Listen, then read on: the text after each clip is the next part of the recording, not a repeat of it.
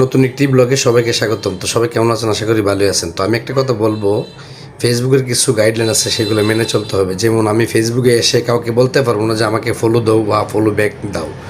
তো সেই জন্য আমাকে এখন পর্যন্ত যারা ফলো করছেন বা ফলো দিয়েছেন, আমি ফলো ব্যাক দিই নাই, সেটা এখন পর্যন্ত কেউ বলতে পারবেন না কমেন্ট বক্সে আইসা। যাই হোক, যদি কারো ভালো লেগে থাকে আমার ফেসটি ফলো দিয়ে পাশে থাকবেন, আমি অবশ্যই ভালোবাসা দিয়ে আপনার পাশে থাকবো।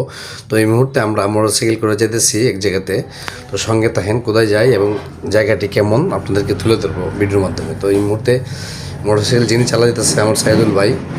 তো উনি খুব সুন্দর করে মোটরসাইকেল চালাতে পারে। দুপাশে খুব সুন্দর গাছগুলি দেখতে পাইতেছেন, রাস্তাগুলি বেশ সুন্দর। তো আমরা আসলে বিভিন্ন জায়গাতে যাই ব্লগ বানানোর জন্য মোটরসাইকেল করে। তো আমাদের জন্য দোয়া করবেন যাতে সাবধানে সুন্দর করে মোটরসাইকেল করে চালাতে পারি। চলে আসলাম গন্তব্যস্থলে। যে ধান ক্ষেতগুলো খুবই সুন্দর দেখতে পেতেছেন। আমরা বেশিরভাগই কৃষক বা কৃষি কাজ নিয়ে ভিডিও বানাই। তো দেখেন কত সুন্দর ধান ক্ষেতগুলি করছে, দেখতে পেয়ে খুবই ভালো লাগছে। তো আমার সঙ্গে একজন চাচি আছে, তো চাচির সঙ্গে কথা বলবো, আপনারা সঙ্গে থাকেন। এবং ক্ষেতগুলি কত সুন্দর হয়েছে দেখেন। এই ক্ষেতগুলি আস্তে আস্তে বড় হবে।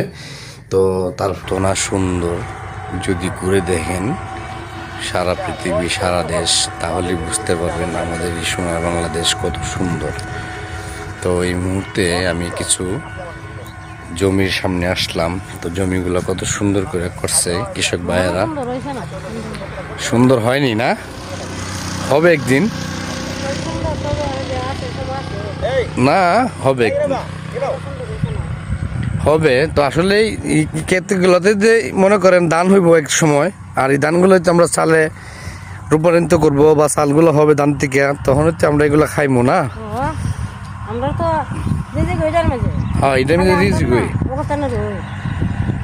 তো আসলে কৃষকরা যদি ধানগুলো না করতো, এই তো আমরা বসে বসে খাইতে পারতাম না।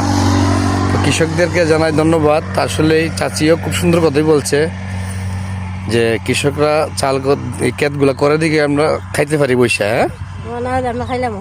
হ্যাঁ, যাই হোক, সবাই চাচির জন্য দোয়া করবেন। আসলে তো কিনা খাওয়ার মতন নাই, কিনা চালের ভাত মুরাদ না, কথা মজা নাই। যাই হোক, আমার চাচিকে পেয়ে খুব ভালো লাগছে। চাচি কিনা খাইছে না কোনো সময়? ভালো লাগে না?